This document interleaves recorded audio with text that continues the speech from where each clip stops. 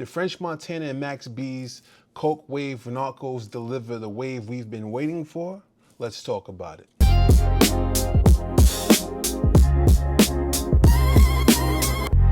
What's going on, y'all? It's your man Lighthouse, and you're now tuned into another episode of Everything for Everybody. And today we'll be discussing Max B and French Montana's latest offering, Coke Wave 3.5 Narcos. Max is finally home, and with that return comes a renewed sense of sonic purpose. Let me be honest with you, I'm patient, and I listen with intention. This album is type long, pause, clocking in at 22 tracks stretched a little past an hour, which means you need stamina and curiosity to sit with it past the first listen. The production is sturdy, familiar, unmistakably rooted in the world we expect when French Montana and Max B lock in. But there's an urgency here, a subtle reminder that Max isn't just another rapper returning from a bid. I consider him a cultural architect whose influence echoes through an entire generation of hip hop. Just months after being released in November, he reunites with his longtime brother in rhyme, French Montana, and dives straight back into the craft. That's what strikes me most though, the loyalty, the camaraderie, the unspoken message of two friends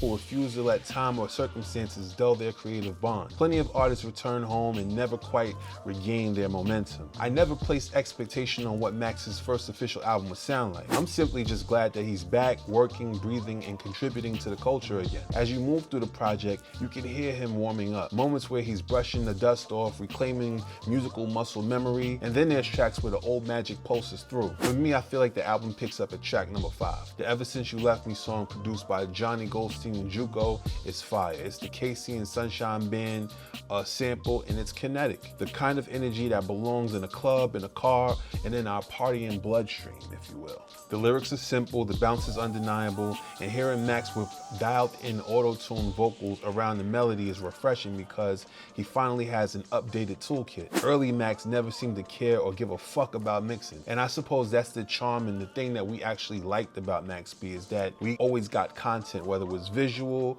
or audio. He was flooding the mixtapes, he was doing a lot of stuff, his output was extensive, but now it feels good to finally have him in a controlled environment in terms of being in the studio.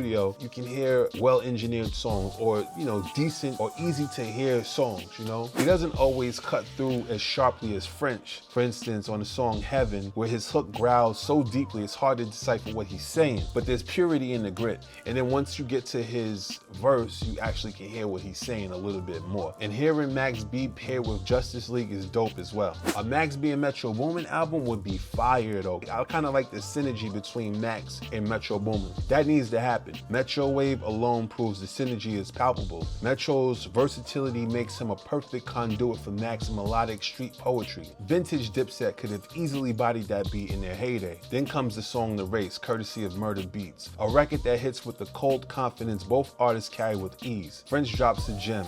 He says, "We don't spoil bitches to be loyal, we spoil loyal bitches."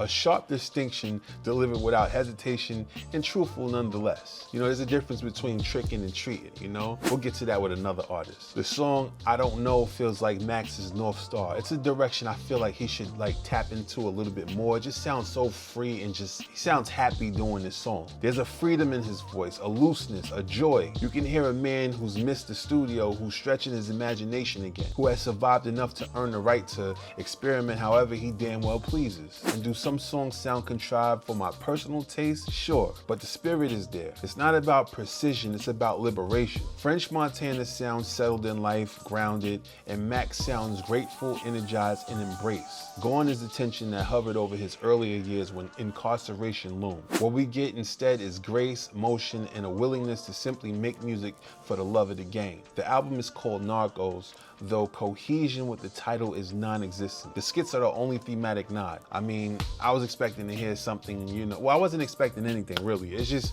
the shit is called Narcos, and we not hearing nothing about no Narcos. You know what I'm saying? It's just bars. It's just having fun. It's like the party's still going.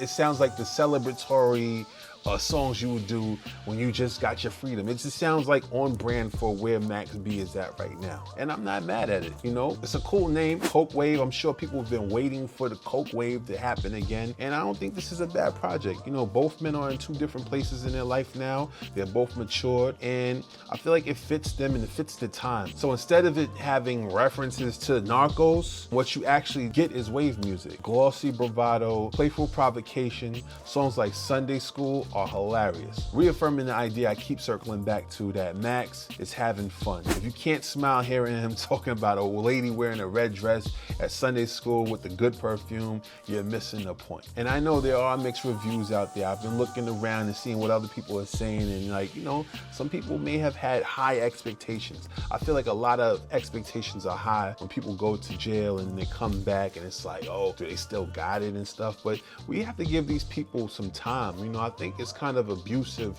to think that someone, after doing time in jail, they just have to come right back to it. I mean, this is how they get their bread and butter, but you know, jail is traumatic, you know what I'm saying? And people have to process that. They got to get to their family and stuff. But in the meantime, you know, we would hope that they don't lose their touch, you know what I'm saying? So in that instance, I give grace. You know, this is his first album. This is 2 months after he's gotten out of jail. You know, let's see what we say, you know, by the year end after he's released a couple more projects, you know? So I don't think the album is flawless, but it's alive. And sometimes that's more than enough. I don't need this to be perfect. I just needed a Max B album. And, you know, I ain't gonna front. I'm not really a big French Montana fan, but like French got a pocket, man. He's super melodic. He makes good songs. But that's my time, y'all. Let me know what you guys think about this album in the comments. Make sure to like, comment, subscribe, hit that notification bell so you can stay in the loop. Until next time, peace.